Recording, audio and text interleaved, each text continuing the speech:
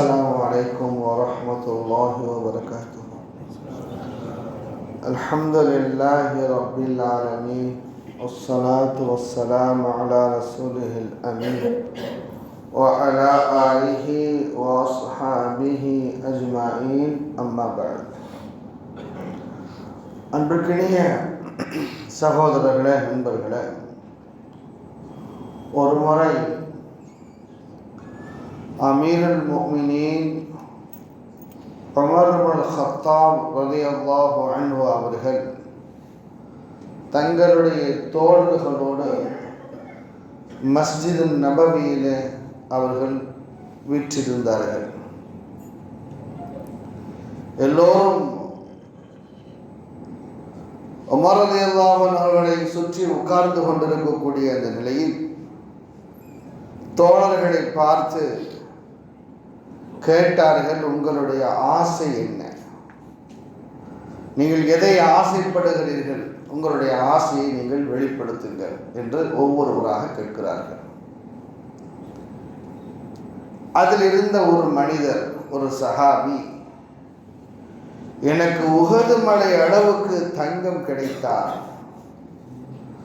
அதை அத்துணையும் அல்லாஹ்வின் பாதையில் நான் செலவு செய்வதை விரும்புகிறேன். இதுதான் என்னுடைய ஆசை. இரண்டாவது,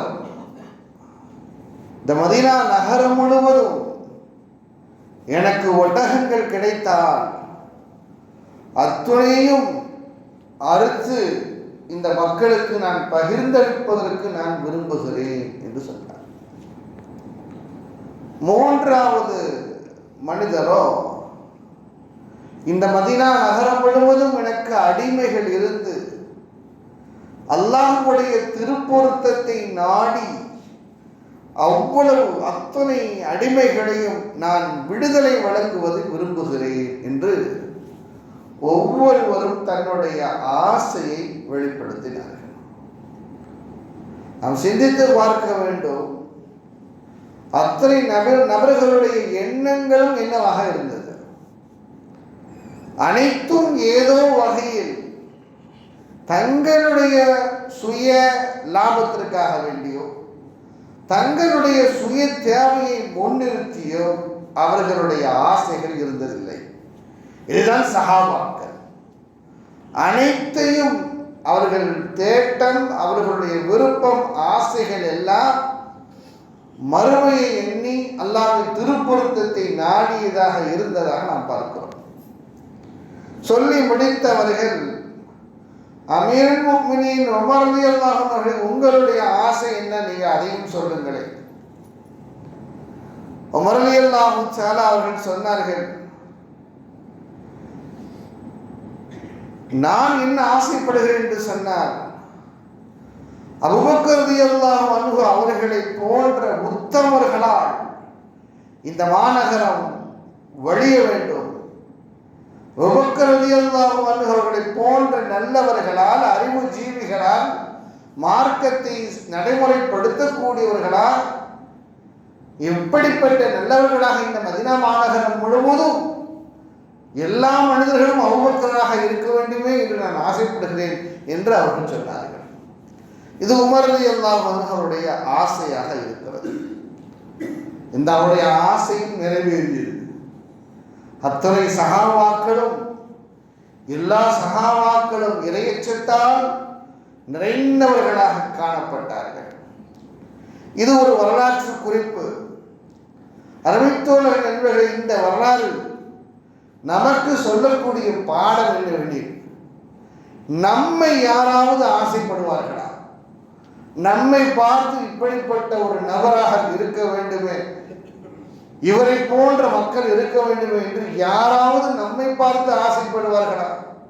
அல்லது நாம் பிற மனிதர்களை குறிப்பிட்டு சொல்லக்கூடிய அளவுக்கு பிற மனிதர்களுடைய நிலைப்பாடுகள் இருக்கிறதா என்பதை நாம் சிந்தித்து பார்க்க வேண்டும். நல்லவர்களோடு இருக்க வேண்டும். அல்லாஹ் சொல்கிறார், கூனு மஅஸ் ஸாதிகீன், நீங்க நல்லவர்களோடு இருங்கள், நல்லவர்களோடு இருக்க வேண்டும். பிற மனிதர்களும் நம்மை குறித்து விரும்பக்கூடியவர்களாக நம்முடைய செயல்பாடுகளை நாம் ஆக்கிக்கொள்ள வேண்டும். அருமை தோழர்களே, சஹாபாக்களை பொறுத்த வரைக்கும் அவர்களுடைய நிலைப்பாடு இப்படித்தான் இருந்தது.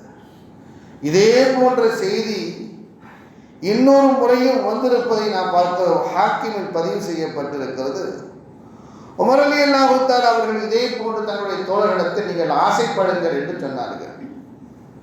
அப்பொழுது ஒருவர் சொன்ன, இந்த வீடு முழுவதும் தங்கமாக இருக்க வேண்டுமே, அவை அனைத்தும் நான் அல்லாஹ்வின் பாதையில் செலவு செய்ய வேண்டும் என்பதை நான் விரும்புகிறேன். இன்னொருவர் சொன்னார், இந்த வீடு முழுக்க முத்து பவளங்களால் இருக்க வேண்டும், அதை அத்துணையும் நான் அல்லாஹ்வின் பாதையில் செலவு செய்வதை நான் விரும்புகிறேன் என்று சொன்னார். மூன்றாவது மனிதர் சொன்னார், இப்படி ஒவ்வொருவரும் தங்களுடைய ஆசையை அல்லாஹ்வுடைய பாதையில் செலவழிப்பதை, அல்லாஹ்வுடைய திருப்பொருத்தத்திற்காக வேண்டி நாம் என்னுடைய காரியங்களை அமைத்துக் கொள்வதை விரும்பினேன் என்று சொல்லக்கூடிய வரிசையில் உமர் ரலியல்லாஹு தஆலா சொன்னார், அபூ உபைத் இப்னு ஜர்ராஹ் ரலியல்லாஹு அன்ஹு போன்று மக்கள் நிறைந்திருப்பதை நான் விரும்புகிறேன் என்று சொன்னார்.